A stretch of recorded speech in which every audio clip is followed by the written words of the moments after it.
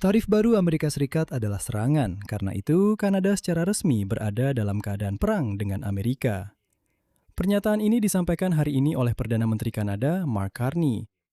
Kepala Pemerintahan Kanada menyatakan bahwa pihak Kanada keluar dari perundingan dagang dengan Amerika karena syarat-syarat perjanjian yang tidak dapat diterima. Dia menyebut tarif baru Amerika atas barang-barang Kanada sebagai serangan. Dan menurut Carney, Kanada sekarang berada dalam keadaan perang terbuka. Oleh karena itu, Ottawa akan memberlakukan tarif timbal balik terhadap Amerika Serikat. Trump sendiri menyatakan bahwa Kanada salah karena menurutnya Kanada ingin mendapatkan perlakuan seperti negara bagian AS Serikat, padahal bukan negara bagian. Namun, beberapa sumber menyatakan bahwa kegagalan negosiasi dagang antara Amerika dan Kanada terkait dengan perubahan yang dilakukan pihak Kanada pada tahap akhir pembahasan. Pihak Kanada mengatakan tidak, justru pihak Amerika yang memasukkan beberapa syarat di menit-menit terakhir, sehingga kesepakatan gagal tercapai. Pada saat yang sama, para ekonom Amerika yakin bahwa perang dagang baru yang dilancarkan oleh Donald Trump justru akan lebih dulu merugikan Amerika Serikat, bukan Kanada. Oleh karena itu, Kanada memiliki, seperti yang dikatakan, masih punya daya tahan yang cukup. Jadi, Kanada bisa tidak mengalah. Nama saya Alexei Pecci. Mari kita bahas bersama perang dagang antara Kanada dan Amerika Serikat ini. Tapi sebelum kita mulai, saya minta kalian untuk subscribe ke channel ini, like video ini, dan jangan lupa tulis komentar kalian di bawah video ini, mungkin bahkan saat sedang menonton episode ini. Jadi, seperti yang kalian tahu, baru-baru ini Kanada dan Amerika Serikat gagal mencapai kesepakatan dagang dan Trump memberlakukan tarif baru terhadap barang-barang Kanada. Dan sekarang, Perdana Menteri Kanada Mark Carney menyatakan bahwa setelah diberlakukannya tarif baru dari Amerika Serikat, negara tersebut kini berada dalam keadaan perang. Selanjutnya, ini adalah kutipannya. Kami diserang. Kamu berada dalam keadaan perang ketika kamu diserang, dan kami memang sedang diserang. Dan menurut Carney, beberapa menit sebelum tengah malam pada hari Jumat, Kanada keluar dari negosiasi. Alasannya adalah perubahan yang dilakukan Amerika Serikat pada perjanjian di menit-menit terakhir. Carney menyatakan bahwa perubahan tersebut, kutipannya, tidak adil, tidak ekonomis, dan meragukan keandalan setiap perjanjian. Ini adalah keputusan pertama Carney untuk memberlakukan tarif baru terhadap Amerika Serikat sejak ia terpilih sebagai Perdana Menteri pada musim semi tahun lalu. Langkah ini menandai peningkatan ketegangan yang serius dalam hubungan antara kedua negara. Carney menyebutkan beberapa poin kontroversial dalam minggu terakhir negosiasi yang pada akhirnya menyebabkan gagalnya kesepakatan. Di antaranya adalah perumusan terkait tarif untuk industri otomotif, serta upaya untuk membatasi hak Kanada dalam melindungi, seperti yang diungkapkan oleh Carney, bahasa mereka, budaya mereka, dan pada dasarnya kedaulatan mereka sendiri. Secara khusus, ini berkaitan dengan perlindungan bahasa Perancis di Quebec. Menurut Carney, Amerika Serikat juga menuntut agar Kanada membatasi haknya untuk membuat perjanjian dagang dengan negara lain, khususnya dengan India, Uni Emirat Arab, dan Indonesia. Dan ini adalah rumusan yang sangat keras karena pada dasarnya orang Amerika berkata, begini, kalian berdagang dengan kami dan tidak dengan siapapun lagi. Kami yang akan mengatur dengan negara mana kalian boleh berdagang dan dengan negara mana tidak boleh. Rumusan tersebut dimasukkan oleh pihak Amerika ke dalam perjanjian pada jam-jam terakhir sebelum batas waktu. Dan Carney menegaskan bahwa syarat seperti itu tidak akan pernah bisa diterima oleh pemerintah ini. Itu adalah kutipannya. Carney menambahkan bahwa bahkan jika kesepakatan dengan Amerika Serikat tercapai, itu tetap tidak akan dapat diandalkan. Kenapa? Berikut kutipan dari Carney. Pemerintah kami lebih dulu daripada banyak pihak lain memahami bahwa Amerika akan mengubah semua hubungan dagangnya, akan memberlakukan serangkaian tarif terhadap sekutu terdekatnya, dan akan menggunakan integrasi ekonomi sebagai senjata. Kami mengakui bahwa terkadang itu ditandatangani dengan pensil. Maksudnya, setiap perjanjian dengan orang Amerika.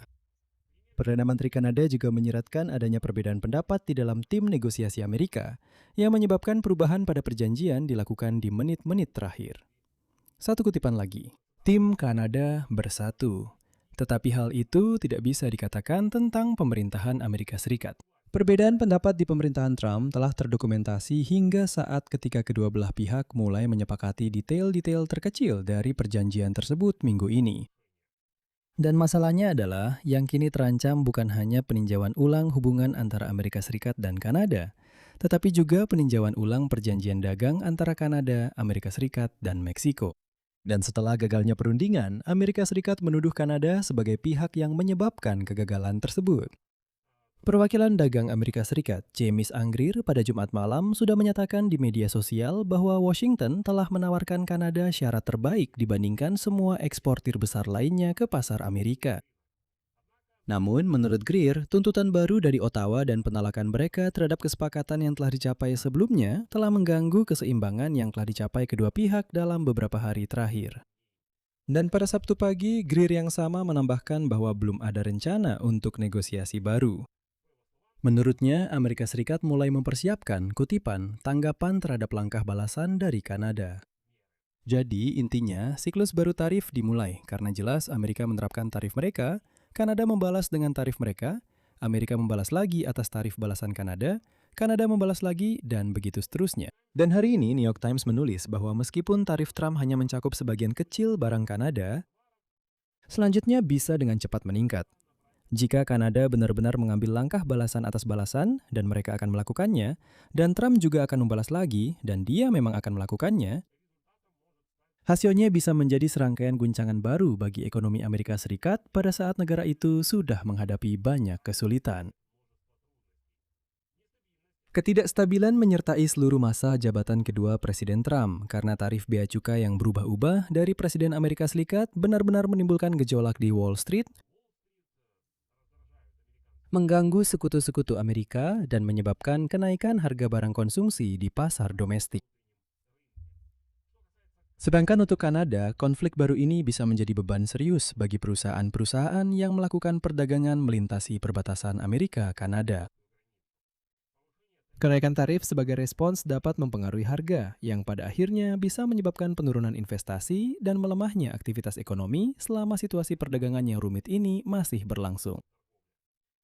Pada akhirnya, Donald Trump bisa saja mencegah bencana dan tetap membuat kesepakatan dengan Kanada. Tapi tidak, tunggu dulu. Sekarang kedua belah pihak bahkan tidak melakukan negosiasi.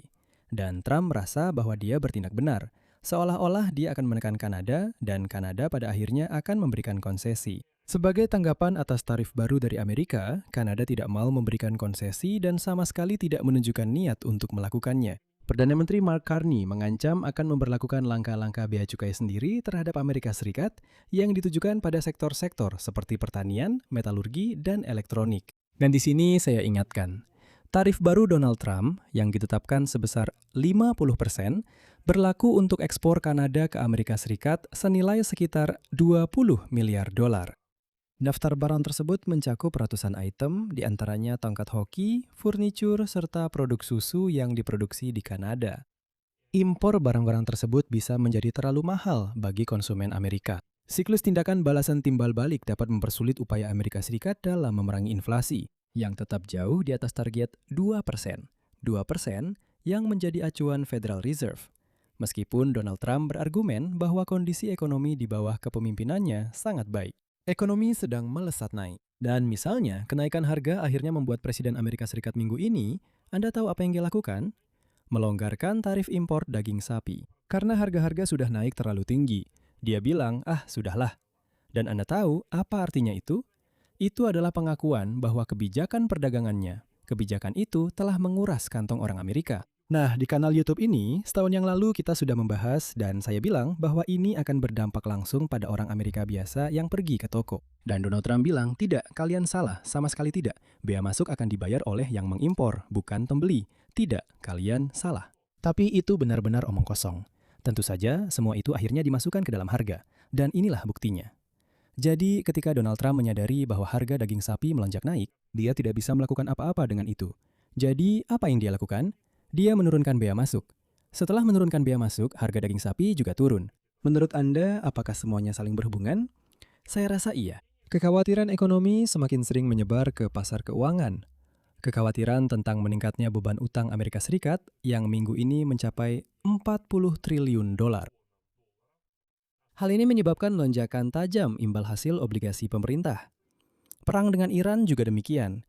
Itu menciptakan tantangan ekonomi, menahan pertumbuhan global, dan menyebabkan kenaikan harga bahan bakar. Beberapa anggota Partai Demokrat di Kongres yang mengkritik Trump dalam beberapa hari terakhir juga menunjukkan risiko tambahan. Mereka berpendapat bahwa ancamannya terhadap Kanada dapat menimbulkan dampak ekonomi negatif nyata bagi Amerika Serikat.